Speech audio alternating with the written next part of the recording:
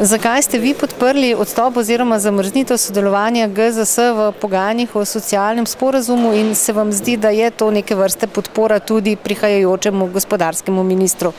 Smatramo, da kot naš kolega, ki je še včeraj imel enake probleme kot mi, mora zaslužiti neko priložnost, da poskuša v težkih pogajanjih z vlado, ki misli drugače kot mi, da bo nekaj uspel.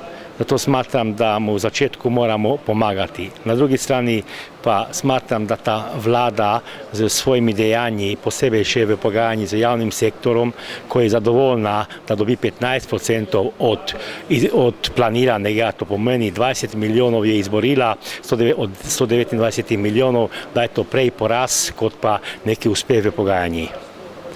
Kaj se pa tiče pogajanj, pa smatram, da smo se tolikokrat pogajali, pa tolikokrat smo mi nekaj dosegli, v izvajanju se je zataknilo, oziroma trdim, da je pač skrajni čas, da tudi vlada malo pomisli, se zamisli, prav tako socialna pogajanja, da vprašanje, če kam vodijo, če pač glas gospodarstva se v te pogajanji ne sliši.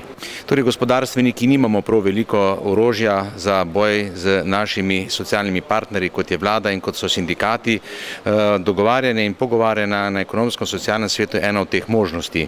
Zato mislim, da v tej situaciji je potrebno tej vladi in tem našim partnerjem, delojemalcem povedati, da tudi mi mislimo resno, da imamo tudi mi nekaj orožja v arzenalu in to je ena prilika, da to izkažemo na ta način. No, najprej bi rekla, da sem pravzaprav zelo vesela, da smo iz naših vrst dobili verjetno bodočega ministra za gospodarstvo, glede na uspešno zaslišanje danes predpostavljam, da bo tudi potrjen v državnem zboru.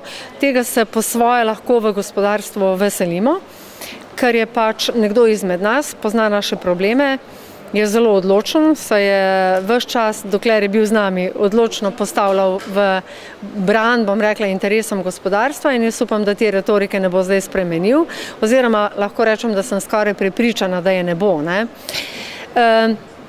Danes sem pa ta sklep na gospodarski zbornici o prekinitvi pogajanj podprla zaradi tega, ker se mi zdi, da ti zadnji dogodki, ki so se nekako skoncentrirali, bom rekla, tudi vezano na pogajanja med vlado in sindikati, jaz jih dojemam kot neko nevarno situacijo. Mene ob tem, da bi me seveda, bi bila zelo vesela, da bi me bolj veselila ta gospodarska rast oziroma napoved, moram reči, da sem se včeraj prav tega prestrašila, ker vidim, da ni razumljena pravilno. In to nam lahko povzroči več škode, kot pa če bi bila napoved nižja.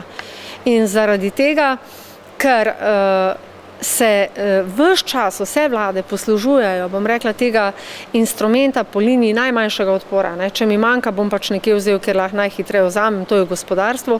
Zaradi tega se mi zdi, in morda tudi to bom rekla malo nagajivo, da so nas sindikati včeraj podučili, da je treba imeti bolj trda stališča. Zato sem podprla tudi ta sklep, da prekinemo ta socialni dialog, dokler ne dobimo jasnih zagotovil, da gospodarstvo ne bo deležno več nobene dodatne obremenitve.